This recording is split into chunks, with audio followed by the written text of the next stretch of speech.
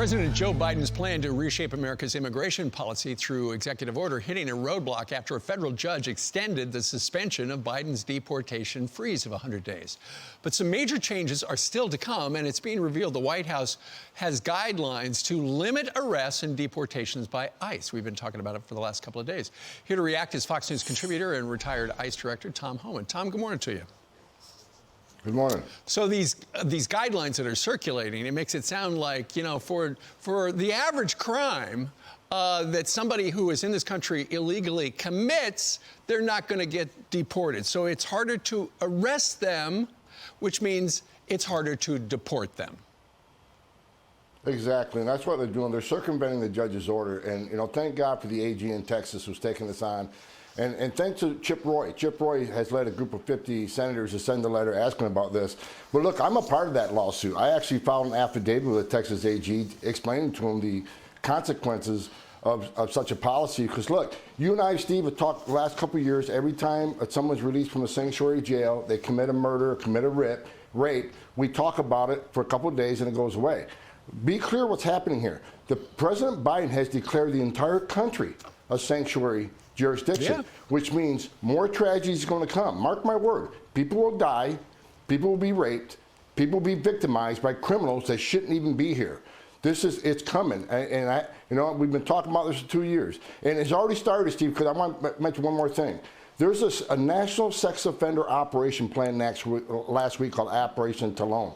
They were targeting the arrest of convicted sexual offenders, including child molesters. They canceled the operation on the heels of this memorandum. So it's already started. We have sexual predators who are here illegally walking the streets in our communities because of the actions of this administration. Well, you look at the numbers, surge in numbers, the daily average flow last month was 2,000.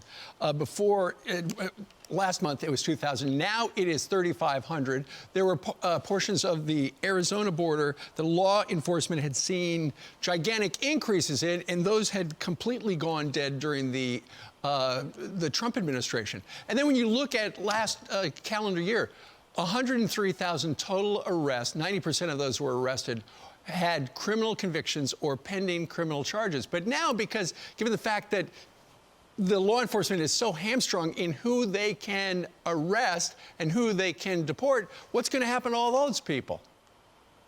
You know, there is no reason to reprioritize what ICE does. If they would have clearly looked at the data, 91% of everybody ICE arrests is either a convicted criminal or pending criminal charges. What they just did, they took 95%, and that's not an exaggeration, 95% of the criminals ICE have arrested are now off the table. They're free in the community. And what kind of message does that send to the rest of the world? If you're coming to the country illegally, if you can get past the Border Patrol, don't commit an aggravated felony, and you're home free. You get to stay because ICE is not looking for you. It's no longer illegal to be here illegally.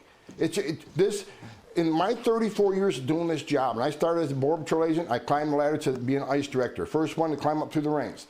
When I read this policy, this is the most anti-law enforcement, pro-criminal policy that I could ever imagine in my worst nightmare. I cannot believe they put this in writing. This is sending a message to the rest of the world. The border is surging. And in the memo, they said, we have to do this. We have to redeploy resources to the border to deal with the asylum cases. They fail to mention the surge at the border is of their own making because of their promises and their enticements. That's why there's a surge at the border. But they want this. This is designed to be this way.